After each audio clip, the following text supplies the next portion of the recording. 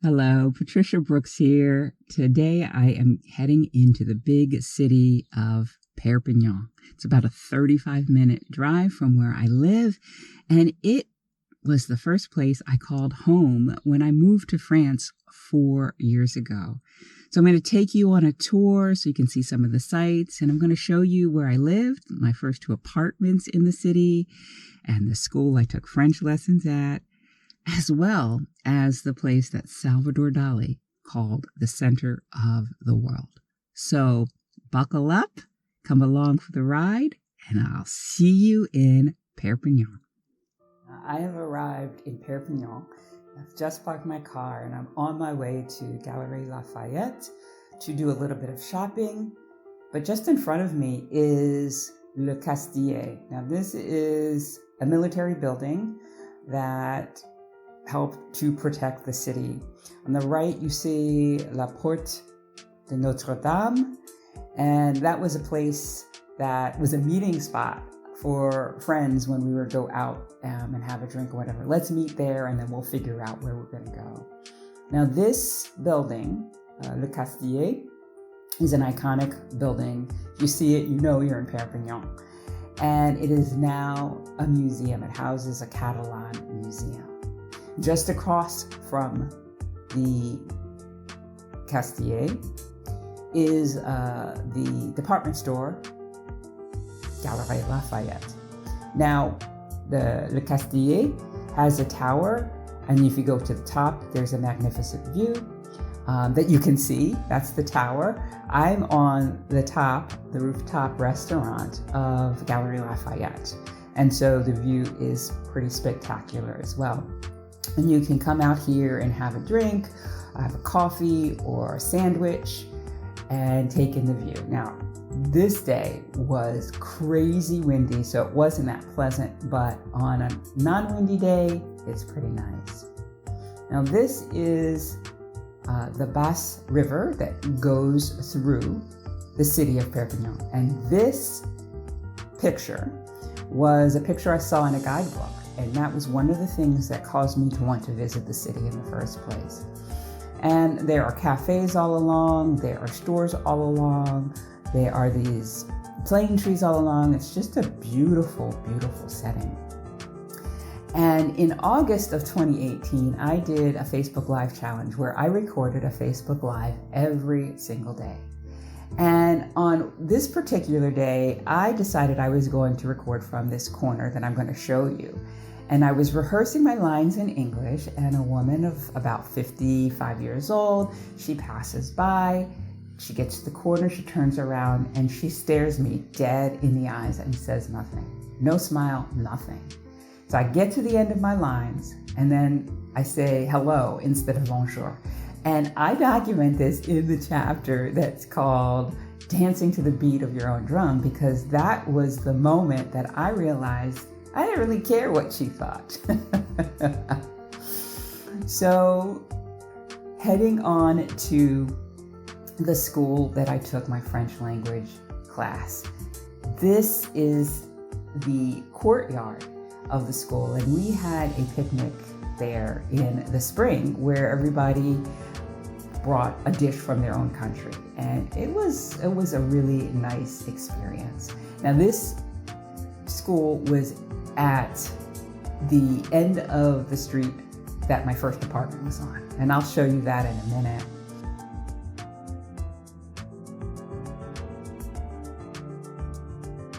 But I visited Perpignan this time around, right before, or it was Holy Week. And so Good Friday, they have this procession where people dress in these hoods, these hooded robes, and they really look like red and black versions of the Ku Klux Klan outfits. And I saw it my first year there. I went with the school, and they were beating drums, and it was a scary feeling for me. It just was not very comfortable. So that is not something I think I will ever go visit again, but that's what was on that sign.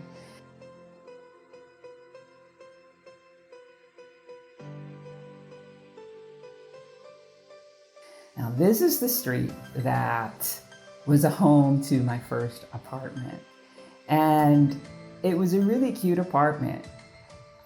Wasn't that modern. It was just really cute. And I found it was like an Airbnb vacation rental by owner. And I got a really good deal for a year-long lease. But it didn't work out. So I was there for maybe 7 days because there was this horrible smell of sewer gas that kept coming up. And the caretaker of the apartment, she came over and she sprayed some orange scented, essence. And it's like, that wasn't doing it. So I went to the doctor and I got a medical certificate saying that I could not live there. And that got me out of my lease. Now the apartment is the one in the middle of the yellow building. And the view was of a church and I could hear the church chime. And that was really, really nice. Unfortunately, as I said, the smell caused me to have to leave. Fortunately, I didn't have to go too far, and I'm going to walk a few steps and you're going to see how close this apartment is to my second apartment. My second apartment was above a doctor's office, and it was nicely newly renovated. It had an American-sized refrigerator. It was, had everything that I needed. And so I spent the rest of my year there, and it was fine. And I'm going to show you the apartment from the outside and then also the view that I had. But, this is in the neighborhood of the train station. And typically in most cities, that is not a neighborhood that's that desirable. However, it was pretty quiet and there were no incidents for me. And it was very convenient. So when I went on my trip in the summer of 2018, I just walked a few steps to the train station, got on a train and headed on.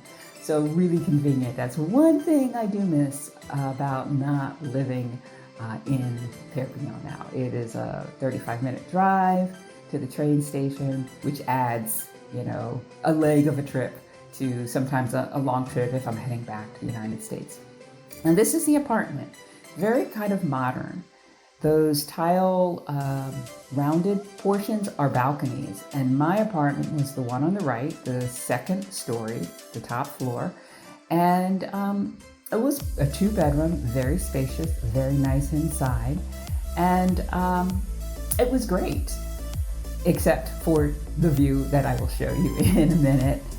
Now there's a chapter in my book, Live a Bold Life, which actually documents my first year living in France and in Perpignan. And it's entitled Broken Thoughts Lead to Broken Windows. And I share this with you because as you'll see the view that I had from this apartment, there is an abandoned apartment in the middle. And it has been abandoned, for at least 4 years because it was abandoned when I was living there, and now it's 4 years later. And you can see that there is a broken window. And the reason I entitled a chapter that is because there's this sociological idea or theory that if you break a window in a neighborhood and nobody fixes it, then people will notice that. And then they'll come and they'll graffiti and the neighborhood will go downhill. I don't know how long that window has been broken, but it really made me think of that chapter in the book. So I'm going to take you to the place that Salvador Dali called the center of the world. And that was just a few steps from my apartment. And it's the train station, oddly enough, right? That was another reason that I had to visit Perpignan in 2016 when I was trying to find the place I wanted to live. It was the picture of the Bass River that I spoke of earlier, and this idea that Salvador Dali, the artist, said that this building was the center of the world, and I had to see it. And so I came, and it was a chilly day in May. It was a Sunday, so everything was closed. I didn't know at the time that everything closed in France, but now, having lived here, I know well. And it was a chilly, drizzly day. But when I got out of the train station and I, walked down this palm tree lined street that I'll show you more of leaving the train station, I had this overwhelming feeling of freedom. It just felt really good, even though it was an ugly day. And I thought, I think this is the place that I can call home. This is the train station. Normal train station, right? There are two parts. There is the old part, and this is the old part. And then on the other side is the newer part that has the high-speed trains that go all over the place. This side of the train station has more regional or local trains. There's nothing really that spectacular about this train station. Why in the world would Salvador Dali call it the center of the world? Well, I don't know, but Perpignan has seized this opportunity, and there are signs on the roads that point to the train station and that say the center of the world, right? This way. It's a great opportunity for a photo op, and you'll see one later that I'll share with you. But I thought that he was crazy to say that this train station was the center of the world. But somebody told me a story, and I don't know if it's true or not, but the reason that he said that was that because his paintings would, go from Spain to the Perpignan train station, and then from the Perpignan train station, they would get on different trains and go all over the world, right? Whoever bought them, right? And so in that sense, well, maybe he wasn't so crazy to say that this was the center of the world. To him, maybe it was. Now, like I said, I don't know how true this story is. He may just have been a crazy, brilliant artist with these weird ideas. I don't know, but that theory makes sense to me. So maybe I'm a little bit crazy too. So now we're going to go to that photo opportunity. You'll see how they have emblazoned the train station with the center of the world on the building, on road signs. Now here is that photo op. Across the street from that sign is the bus station. So there's the train station, there's the bus station right together. Very, very convenient for whatever you need to do travel-wise. You also see the center of the world in Catalan. And this passage is a tribute to Salvador Dali, the Passage Salvador Dali. And it was a little seedy when I was living here. There were people who would just hang out in this area, and they'd beg for money. But I like this picture of Perpignan, how they have done that in graffiti so nicely. So this is the view that you get when you exit the train station and head towards Centreville. And to me, I wasn't really expecting these palm trees lining the streets. There was something that just spoke to me that felt really good to me and caused me to say, yeah, I think this is my new home. Caused me to come back so that I could stay a couple nights overnight to see if what I felt was real. And it's odd now, having lived in Perpignan for a year and having walked down the street just about every day that I lived there, how I have a different view of this street, because I view it as a place where people don't pick up after their dogs. Now, this day that I was there, this Monday, the streets were impeccably clean. But my year there 4 years ago, you had to really watch your step, or else you might step in dog poop, and that would not be a pleasant experience. So that is that. At one end of this street is the train station. At the other end of the street is a sculpture of Salvador Dali on Levitation. And here is that sculpture. He's got his arms outstretched. He's got those big shoes that look like clown shoes. It's just so whimsical. I absolutely love it.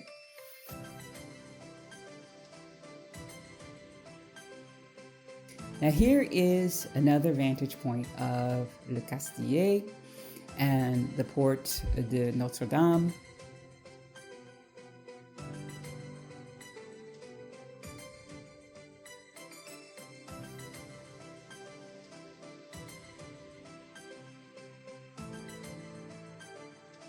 I'm going to end the tour of Perpignan at City Hall. There's this beautiful sculpture, as you can see, made by Mayo, the sculptor. And it's just beautiful. I believe this sculpture is called La Méditerranée, but don't quote me on that.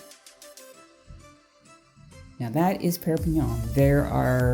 There's much more to see in Perpignan. I took so much footage, but I couldn't all get it in one video.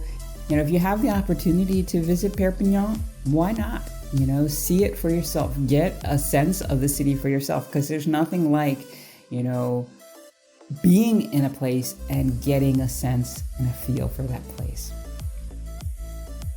Now, if my trip down memory lane here in Perpignan has piqued your interest about what my life was like living in France during 2018, then pick up a copy of my book, Live a Bold Life. It's also available in French, I de l'audace, and you can find a link to that in the description. If you enjoyed this video, be sure to give it a thumbs up, and if you have not yet, please subscribe to my channel. I will see you again next time. Bye for now.